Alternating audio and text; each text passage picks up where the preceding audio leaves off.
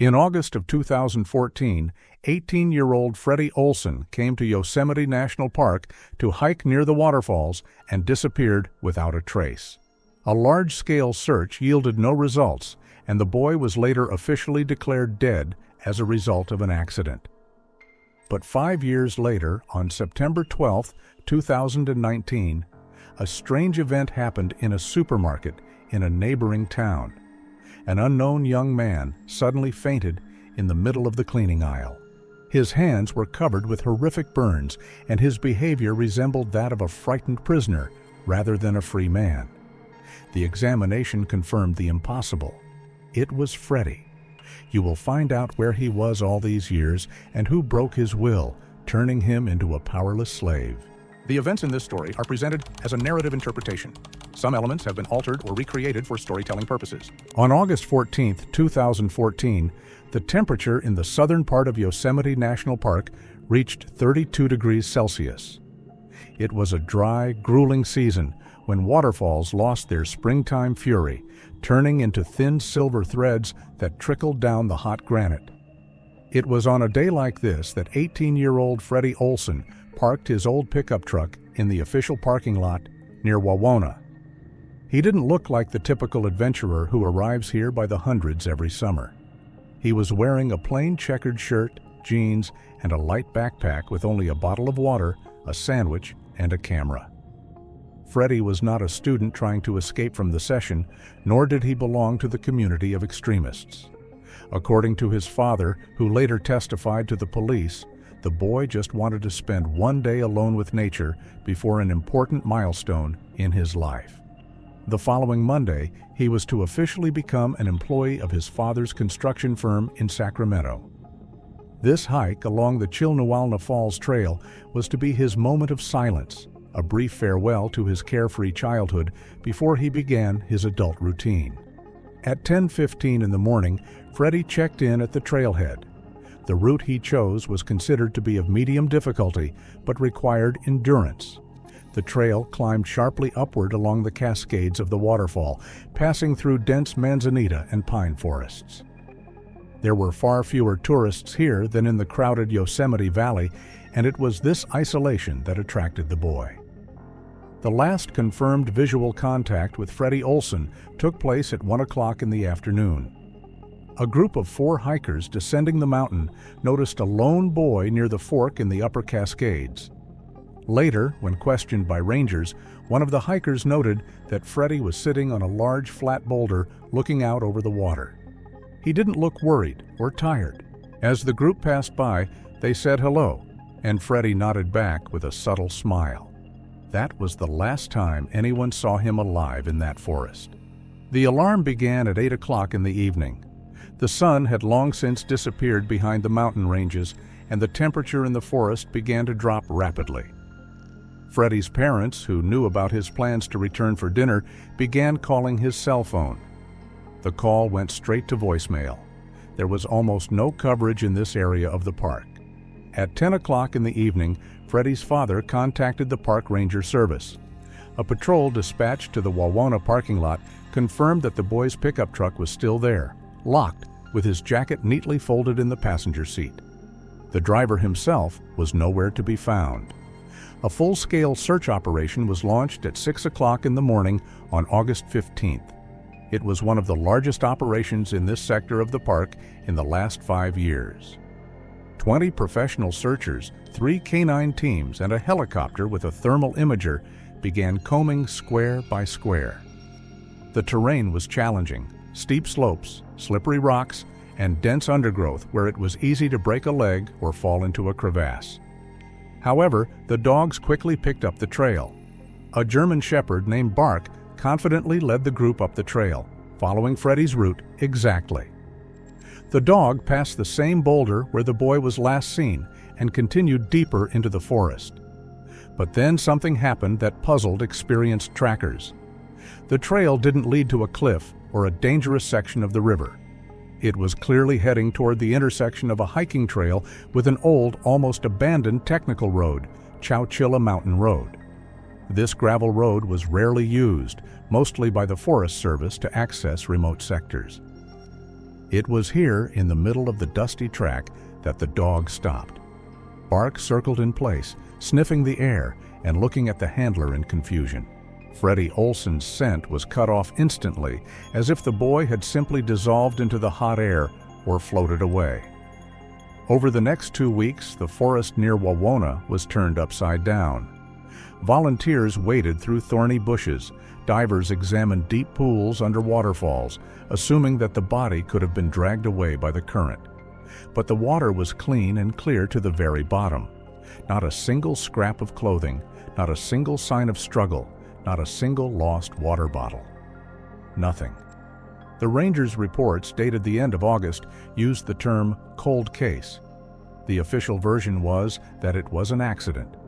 Perhaps the boy had gone off the trail in a place that the searchers had missed, fell, and died. However, the investigator in charge of the case expressed doubt in a private conversation with his colleagues, which was recorded in the archive. He pointed to a strange circumstance near the dirt road. No traces of tire treads could be found there. The soil was too dry and hard, like concrete. But it was there that the thread of Freddy's life was cut. On September 1st, 2014, the active phase of the search was officially terminated.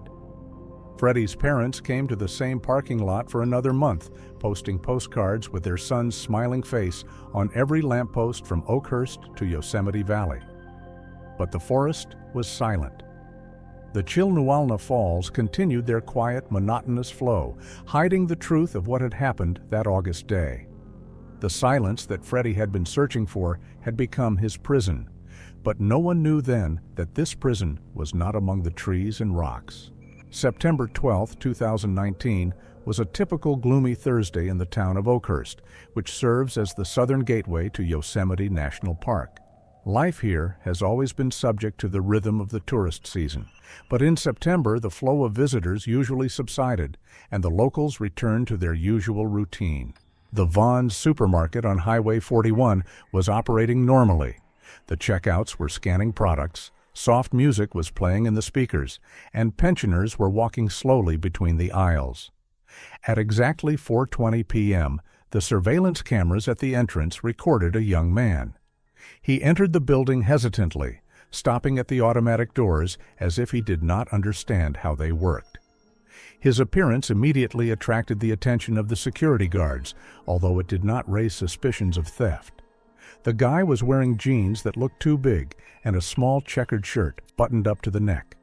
The clothes were clean, even too neat, but the style was reminiscent of 90s fashion. According to the cashier, who later testified to the police, the guy moved mechanically through the store.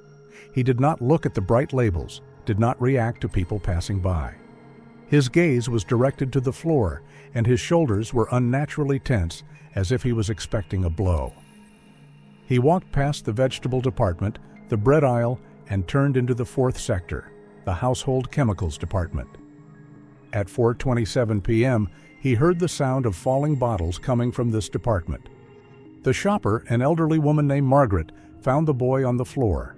He was lying in an unnatural position between racks of bleach and carpet cleaners.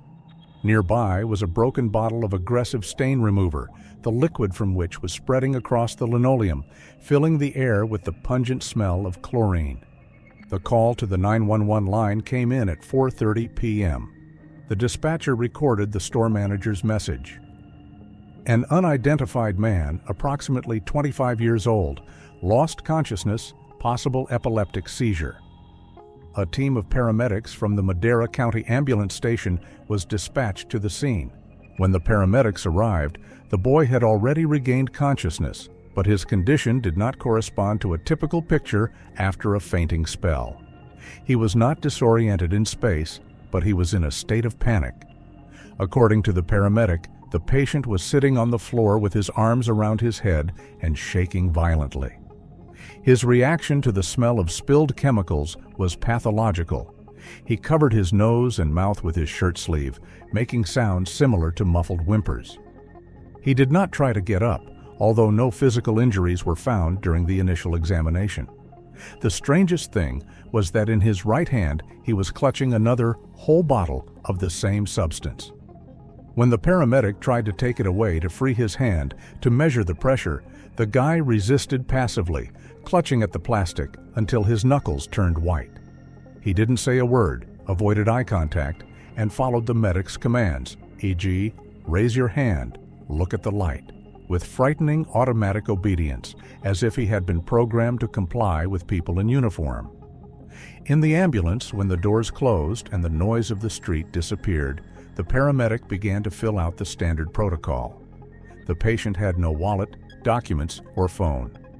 When asked for his name, he remained silent for a long time, staring at a single point on the car wall. Only when the doctor gently but insistently repeated the question for the third time did the guy look up for the first time. According to the paramedic, they were a mixture of pleading and a deep abyss. "I'm not Caleb," he whispered, barely audible. His voice was hoarse, as if he hadn't used it for a long time. Then, after pausing, he added a phrase that made the team freeze. "Tell my mom it's me, Freddy. I did everything right." He was taken to Fresno Community Medical Center as a John Doe. The police officer who arrived to identify him performed a fingerprint scan on a handheld device. The national database system, which usually produces a result in a few minutes, seemed to take forever this time. At 6:15 p.m., the result of the match appeared on the screen of the tablet. It was a 100% match with a card that had been in the cold case archive for 5 years, marked presumed dead. The fingerprints belonged to Freddy Olson, who disappeared in August 2014 in Yosemite National Park, 60 miles from where he was found. The police could not believe their eyes. Before them sat an emaciated forest hermit who had been eating berries for years. The guy was clean-shaven, trimmed, his skin was pale, like a person who hadn't seen the sun for years, and his clothes were ironed. He looked like a ghost that had materialized in the middle of the household chemicals department, bringing with him the smell of chlorine and a mystery that was more frightening than death itself. The officer immediately contacted the detective who had handled the case 5 years earlier. Freddy Olson was back, but the man sitting on the couch was no longer the 18-year-old who had once gone to see the waterfalls. On September 13, 2019, at 2 in the morning, the sterile silence of exam room 314 at Fresno Medical Center was filled with an atmosphere of profound cognitive dissonance. The doctor on duty, Dr. Emily Chen, who had 15 years of experience working with trauma and kidnapping patients, later noted in her report that Freddy Olson's case broke every medical pattern she knew. Usually, people who return after 5 years of disappearance look like shadows, emaciated, with signs of vitamin deficiency, neglected teeth, and untreated infections. But Freddy looked paradoxically healthy. His weight was within the normal range of 72 kilograms. Muscle tone was preserved, albeit somewhat specific, concentrated in his shoulder girdle and back. His hair was cleanly washed and neatly trimmed, as if he had just stepped out of a barbershop, not out of oblivion. He was shaved. He smelled of cheap but intense lavender-scented laundry detergent. This neatness, which should have reassured the doctors, instead gave the staff of the community medical center an eerie sense of wrongness. It did not look like a rescued person, but like an exhibit prepared for viewing. The true horror of the situation began to unfold when a nurse tried to take off his shirt for a full examination and then took his hands to check his pulse. The 23-year-old's palms told the detectives a story that he could not yet speak. The skin on Freddy's hands was catastrophically damaged. The inner surface of his palms and fingers was dark red, inflamed, covered with deep cracks that bled at the slightest bending and areas of erosion. A dermatologist called for a consultation at 4 in the morning diagnosed him with severe chronic contact dermatitis caused by prolonged daily exposure to aggressive chemicals.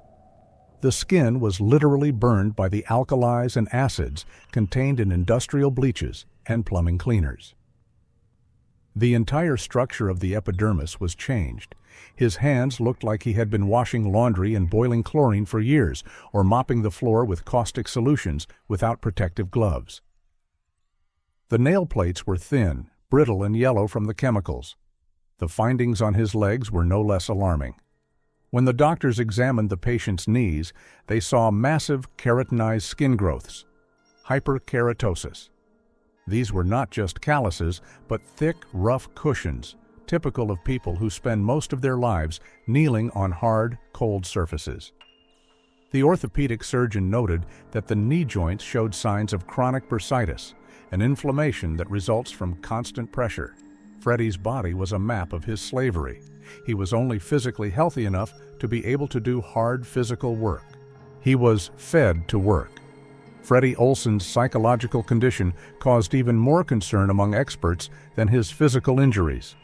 The psychologist on duty, Dr. Alan Reed, used the term complete atrophy of the will in his initial report.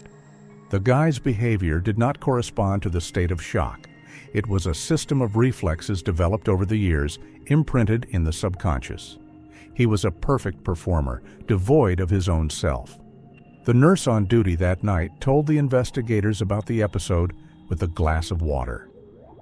Freddy was sitting on the edge of the bed, looking at the floor. His lips were dry. He was clearly thirsty. There was a full glass of water on the nightstand next to him, but he had not touched it for 40 minutes. When the nurse noticed this, she came over and asked if he wanted water. The guy did not answer. He just looked at her quickly, frightened, and then looked down again. Only when she spoke clearly. "You can. Drink." He grabbed the glass with trembling, burning hands and drank it all in a few seconds. He was waiting for permission. Without a command, he was ready to endure thirst until he was exhausted. The reaction to the environment was typical of victims of long-term domestic violence in its extreme forms. When the doctor abruptly raised his hand to adjust the lamp above the bed, Freddy instantly pulled his head into his shoulders and closed his eyes, frozen in anticipation of the blow. He didn't try to defend himself or cover himself with his hands. He simply accepted the inevitability of punishment. This passivity was more frightening than any hysteria. There was no hope for salvation in his eyes, only a mute question. What did I do wrong this time? Detective Martinez, who arrived at the hospital at dawn, examined the victim's clothes and found another detail that the doctors had missed. The shirt Freddy was wearing was not just old-fashioned. It was perfectly ironed, with creases on the sleeves that only very diligent hands could make. All the buttons were buttoned, and the collar was starched. This contrast between well-maintained clothes and burnt hands created the image not of a son, but of an expensive doll or servant whom the owners kept in a ceremonial way for their own purposes. By 7 o'clock in the morning, when the first rays of the sun touched the blinds in the ward, the doctors finally realized that Freddy Olson had not been wandering the forests for the past 5 years. He had been living in a hell disguised as someone's home. He was not beaten to a pulp, nor was he starved to death. He was methodically trained, erasing his personality through monotonous labor and fear, turning a living person into a cleaning function. And the fact that he remained silent while sitting on the snow-white sheets indicated that the process of education was, unfortunately, successful. Now the investigation was faced with the task of not only finding the perpetrators, but also understanding how to unlock the memory of a boy for whom his own name had become a forbidden word. On September 14, 2019, Freddy Olson's first full interrogation took place. It was not like a standard procedure in a police station. The conversation took place in a hospital room, in the presence of a psychologist and the family's lawyer. According to the transcript, which was later attached to the criminal case, for the first 30 minutes, Freddy was simply silent, looking at his mutilated hands. But when Detective Martinez asked a simple question, "What did you see when you came out onto the road?" it was as if he broke through. He began to speak quietly, monotonously, without tears, describing the events of that August day in frightening detail. According to Freddy, that day at 1 o'clock and 15 minutes, he actually reached the intersection of the hiking trail with the gravel road of Chowchilla Mountain Road. The place was completely deserted. The heat was so intense that the air above the ground shivered, distorting the shape of the trees. There, on the side of the road, in the shade of a spreading pine tree, was a silver minivan. It was an ordinary family car, perhaps a Dodge or Chrysler, with dusty sides and a national park sticker on the back bumper. An elderly couple stood near the raised hood. They looked like the textbook grandparents you'd find in any tourist center. The woman was short, wearing a Panama hat and a light vest with pockets. The man, gray-haired and wearing glasses, looked confused. This picture did not cause any alarm, only sympathy for the pensioners whose car broke down in the middle of nowhere. Freddy told investigators that at first he was hesitant to approach, but the woman noticed him first. She smiled, softly, friendly, and waved. As the man approached, she spoke in a voice full of apology. She explained that the engine had just stalled and that her husband, Arthur, couldn't even bend down to check the battery terminals because he had a terrible backache. It was a perfect trap designed for good manners and humanity. Freddy was raised to help his elders. There was no thought of danger in his mind. There were two defenseless elderly people standing in front of him. He took off his backpack, put it on the grass near the wheel, and walked over to the open hood. He remembered the smell of heated oil and dust. Freddy leaned deep inside the engine compartment, trying to figure out what the problem was. Visually, everything looked fine. The belts were intact, the battery was connected. He was just about to turn his head and say so when he heard a strange sound behind him, a sharp whistle of air being cut by a heavy object. The weak old man, who had been holding his lower back a second ago, acted with lightning speed and strength. He was standing behind me, holding a massive adjustable wrench in his hand. He struck me right in the back of the head, at the base of the skull. It was a professional, calculated blow that was not meant to kill, but to instantly turn off consciousness. Freddy said that the world did not disappear gradually. It just closed into a single black spot. His legs gave out, and he fell on the hot gravel with his face in the dust. He felt no pain at that moment, only a strange vibration throughout his body, and a coldness spreading from the back of his head. His consciousness was teetering on the edge of complete darkness, but he could still hear sounds. He heard the hood slamming shut. He heard his feet being dragged along the ground. His last memory before he finally fell into oblivion was a touch. It was not a rough grip of the kidnapper. A woman's hand, gently, almost motherly, stroked his smashed head, removing the hair from the blood-sticky wound.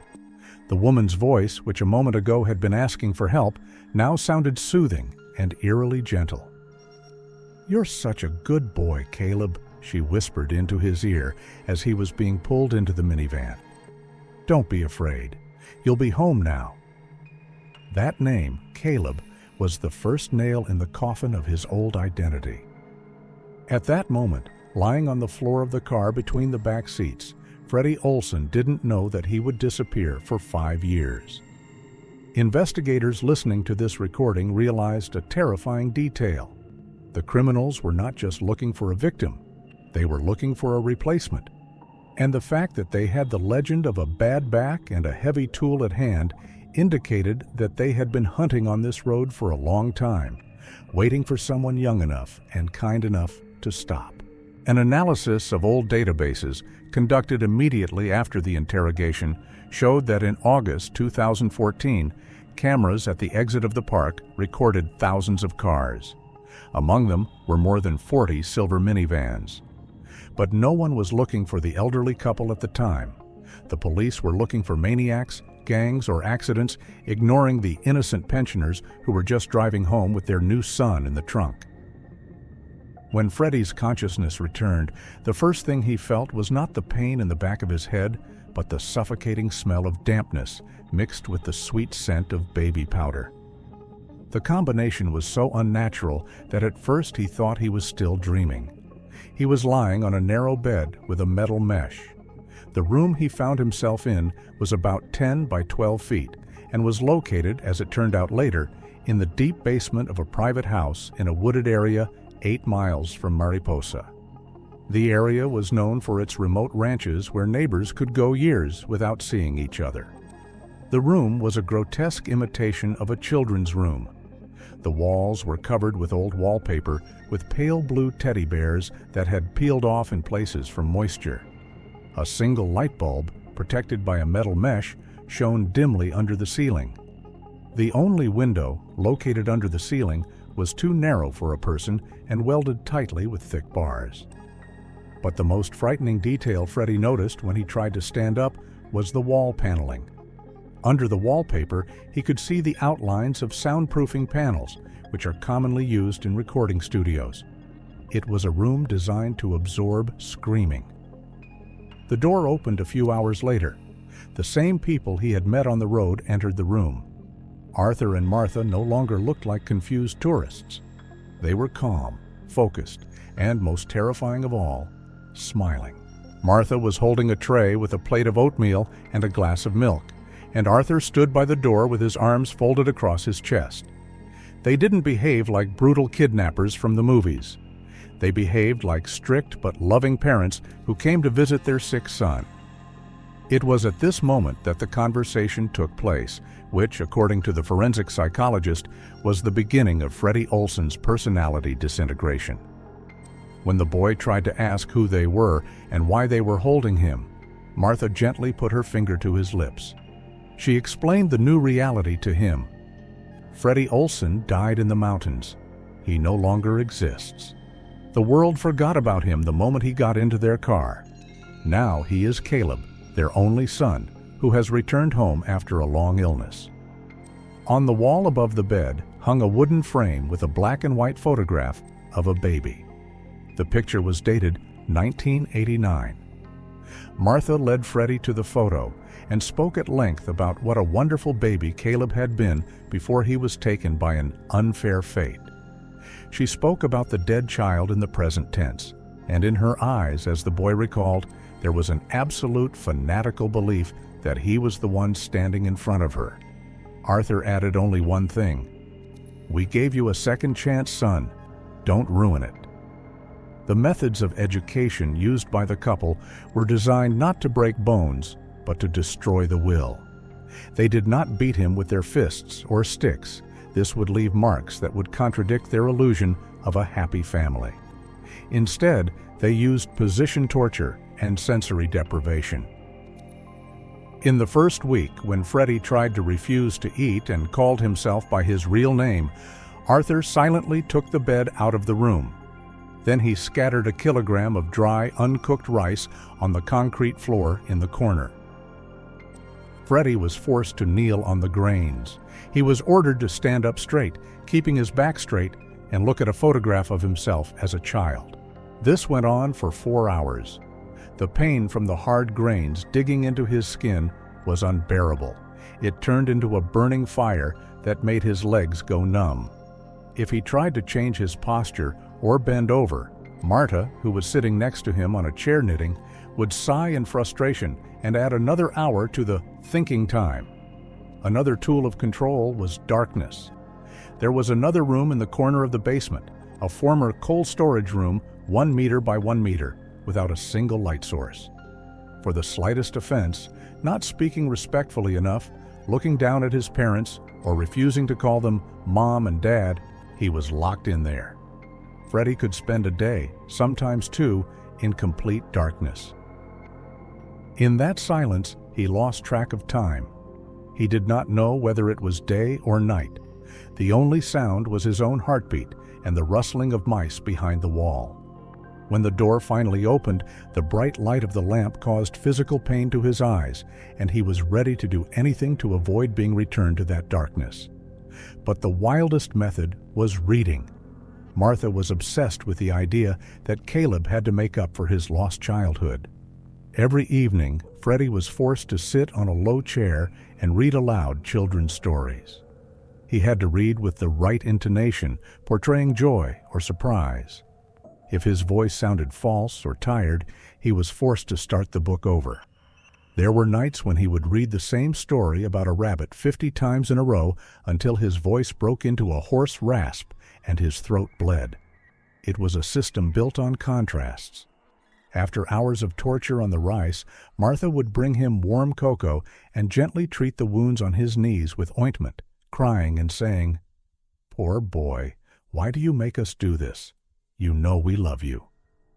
This perverse care broke his psyche faster than any violence. Freddy began to catch himself thinking that he was waiting for these moments of love and that the only way to get them was to become what they wanted him to be. Caleb. The basement has become a separate universe. The sounds of the outside world did not reach here. There was no news, no internet, no calendar. There was only a cleaning schedule, a time for prayer, and a time for punishment. Arthur installed speakers in the basement, through which he sometimes broadcast classical music or recordings of children's songs, turning them up to full volume in the middle of the night to keep the prisoner awake. By the end of the second month, Freddy stopped distinguishing between the days of the week. He learned to determine Arthur's mood by the sound of his footsteps on the stairs, and Martha's mood by the way she turned the key in the lock. His world shrank to the size of this room, and his past life in Sacramento began to seem like a distant, unrealistic dream that was better forgotten so as not to annoy his parents. By the winter of 2015, the process of Freddy Olson's transformation into Caleb was virtually complete. According to the conclusions of forensic psychiatrists who later analyzed this case, it was the first year of isolation that became critical for the complete suppression of the personality. The guy stopped resisting not because he resigned, but because his reality was artificially narrowed to the size of a few rooms and a set of mechanical actions. His will was dissolved in monotony, and fear became as familiar a background as the smell of chlorine that soaked the walls of the house. The new son's day was regimented to the minute, resembling a schedule in a strict penal colony disguised as a pastoral family home. He always got up at exactly 6 o'clock in the morning. Arthur didn't wake him up by shouting. He simply banged on the basement door 3 times with a metal spoon. According to Freddy, this sound acted like an electric shock. He had exactly 5 minutes to make his bed perfectly flat without a single wrinkle, get dressed in the clothes he had prepared, and go up to the kitchen. His first duty was to prepare breakfast. Martha sat at the table and watched. She could not tolerate the slightest noise. If a spoon clinked against a cup or a knife knocked too loudly on the board, she would wince and start crying quietly, complaining about disrespecting my mother's peace.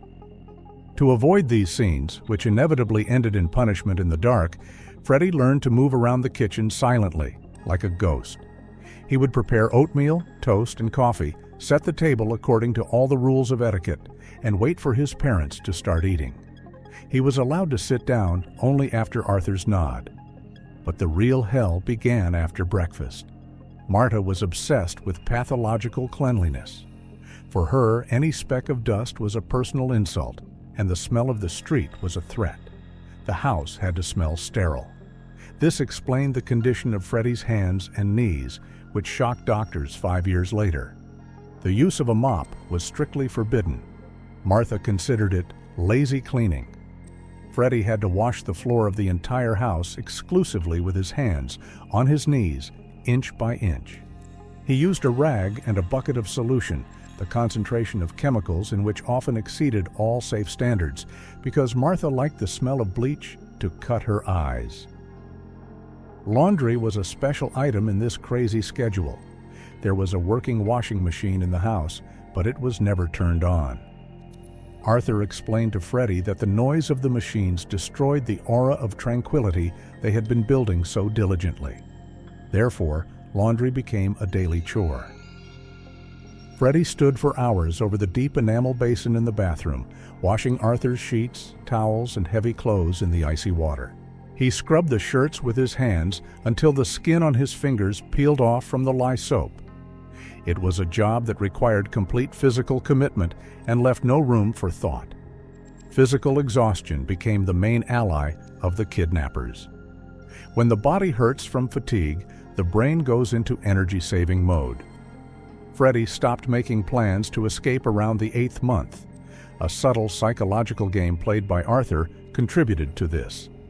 The man often brought home old newspapers or fake articles printed on a printer. He would read them aloud at dinner, as if by the way. "Look, Mom," he would say, addressing Martha, but looking at Freddy. "It says here that the Olson family sold their business and moved to Florida. I think they had a baby. A boy." They gave him his real name. The lie was simple but devastating. Arthur methodically convinced the prisoner that they had not only stopped looking for him, but that he had been replaced. He was told that his room in Sacramento had long since been converted into a nursery for a new, better son, and that all his belongings had been thrown in the trash. The feeling of abandonment, multiplied by the isolation, took its toll. Freddy began to believe that this house in the woods was the only place in the world where he was cared for in any way, even if it was in the form of slavery. The culmination of each day was dinner. It was a creepy ritual that imitated the ideal family from a 50s television commercial. The table was covered with a snow-white tablecloth that Freddy washed and ironed himself. Candles were burning. Arthur was at the head of the table, Martha on the right, Freddy on the left. Before the meal, the boy had to say a prayer of gratitude. These were not religious texts. They were words written by Arthur that Freddy had learned by heart. "Thank you, Mom and Dad, for saving me from loneliness," he was to say in a quiet, steady voice, looking at his plate. "Thank you for this home, for the food, and for your love. I am happy to be your son, Caleb." If Arthur thought the tone was insincere, the plate of food was taken away, and Freddy was sent to sleep hungry in the basement. But over time, this happened less and less. The boy learned to imitate love as skillfully as he could clean stains from carpets. He turned into a mirror that reflected the crazy fantasies of his captors. His own self was hidden so deeply that even he sometimes forgot that his name was once Freddy Olson, and he loved to look at waterfalls. Now his world was made up of dirty stains that had to be destroyed and silence that could not be broken. By September of 2019, 5 years after the abduction, a regime had been established in the house in the woods near Mariposa, that criminal psychologists later called the illusion of absolute power. Arthur and Martha, blinded by their own impunity and their victims' years of obedience, made a fatal mistake. They believed that they had broken Freddy Olson for good. In their distorted reality, he was no longer a prisoner to be guarded. He had become a function, a tool, a Caleb who existed only to satisfy their needs. On September 12, 2019, this fragile system was shattered by a domestic trifle. That morning, Martha woke up with a severe migraine attack. Freddy's testimony shows that she lay in her bedroom with the windows tightly curtained, demanding complete silence. But the real crisis came when she ordered the living room carpet to be cleaned immediately because she thought it smelled like dust. When Freddy went down to the pantry, he discovered that the special carpet cleaner, a caustic industrial liquid with a high chlorine content that only Martha recognized, had run out. When he told his mother about it, she became hysterical. Her screams threatened to destroy the whole, perfect world Arthur was building. He had to buy a new bottle immediately.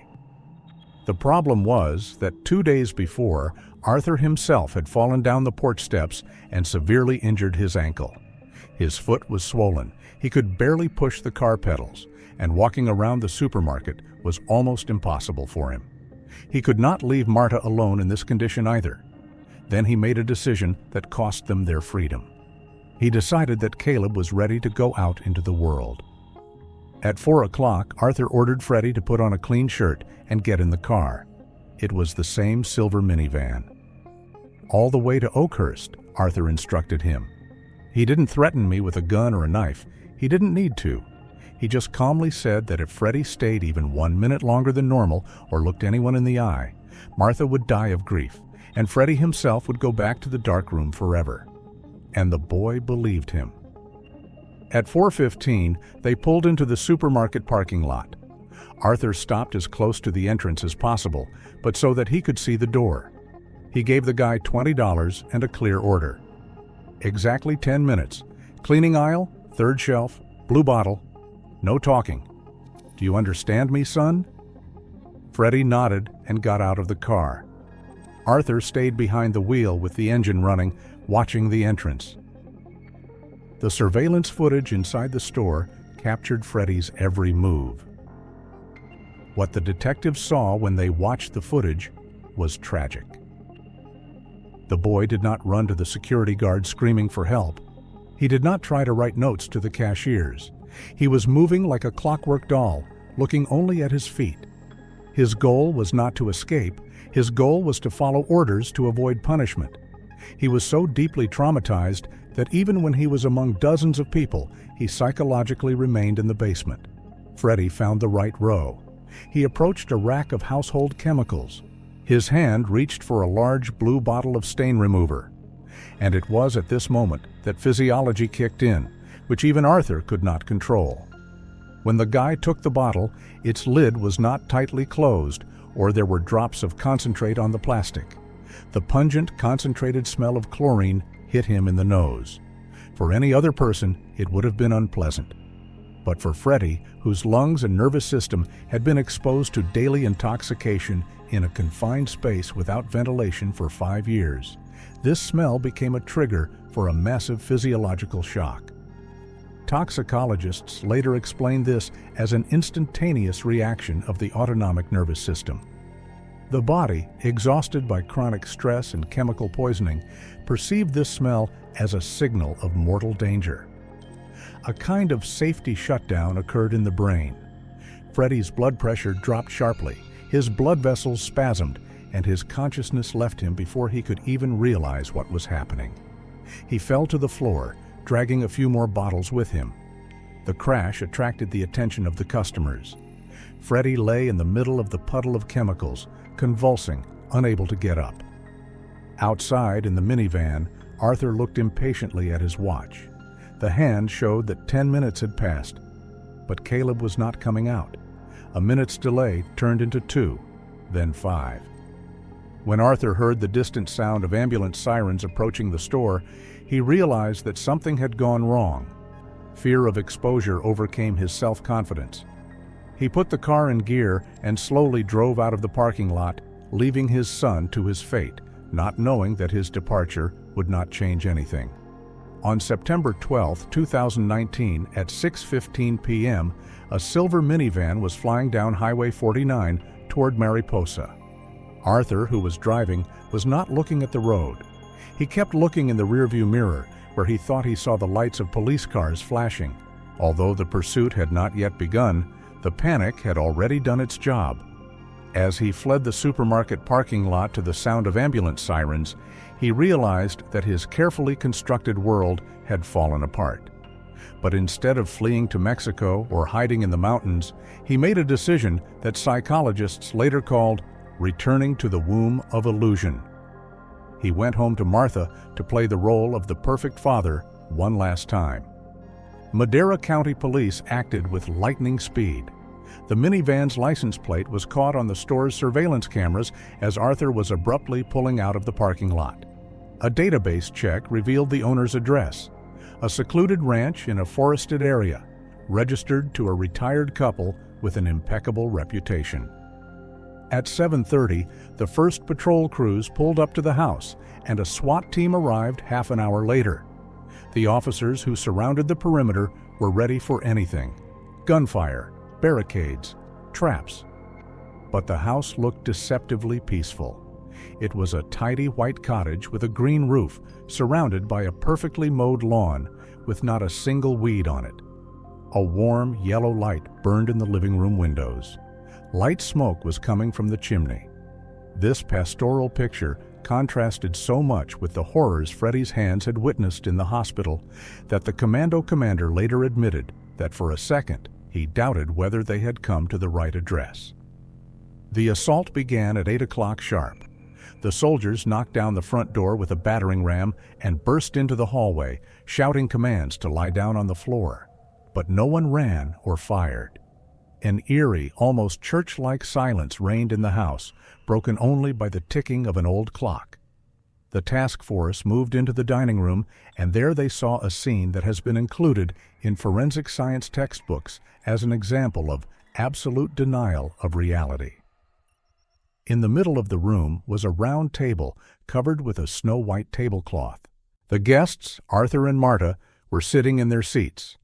They were dressed in festive clothes, Arthur in a suit, Martha in an evening dress. The table was set for 3 people. The third chair was empty, but in front of it was a bowl of hot mushroom soup with steam still rising. They did not resist. Arthur simply put his fork down on the table and lowered his head as the handcuffs clicked on his wrists. He looked like a man who had completely deflated. But Marta's reaction was much more terrifying. When the Special Forces officer lifted her out of the chair, she did not scream or cry. She looked at the armed men in helmets with a confused, naive look. "Excuse me, officer," she said in a quiet, trembling voice that was captured by the officer's body camera. "Have you seen Caleb? He went to the store and is late. The soup is getting cold, and he's never late for dinner. He's such a good boy." She continued to call out for her son, even as she was being led out of the house and into the patrol car. For her, the destruction of her world did not happen when the police arrived, but when the empty chair remained empty. Meanwhile, another meeting took place at the Fresno hospital. Freddy's real parents, Mr. and Mrs. Olson, entered the room at 1 in the morning. They had aged over the past 5 years. The father had gone gray, and the mother looked like a shadow of herself. When they saw their son, there were no cinematic hugs or joyful shouts in the room. There was a long, painful pause. The mother put her hand over her mouth when she saw the scars on his arms and cried quietly. Freddy, sitting on the bed, did not know how to react. His instincts, developed in the basement, screamed at him to wait for permission to emote. It was only when his father sat down next to him and gently took his shoulder that Freddy allowed himself to relax his back muscles for the first time in 5 years. The process of returning to life turned out to be more difficult than the liberation itself. Freddy Olson physically left the basement, but the basement did not leave him. During the first months at home, he could not sleep on a soft bed. He lay down on the carpet near the door. He would flinch at the sound of the washing machine and hide his food under his pillow, afraid that he would not be fed tomorrow. Arthur and Marta were found insane and sent for compulsory treatment to a closed, strictly regulated psychiatric institution. Investigators found that they really believed in their imaginary reality, which made them even more dangerous. It took Freddy years of therapy to learn to make decisions on his own again. He did not return to work at the construction company. Instead, he began working at a rehabilitation center for victims of violence, helping those who, like him, had lost their voices. He rarely talks about his past, but every year, on the day he is released, he arrives at the entrance to Yosemite National Park. He does not enter the forest. He just stands at the edge, looks up at the treetops, and reminds himself that he is now standing here not as Caleb, but as Freddy Olson, a man who survived because he dropped the bottle in time.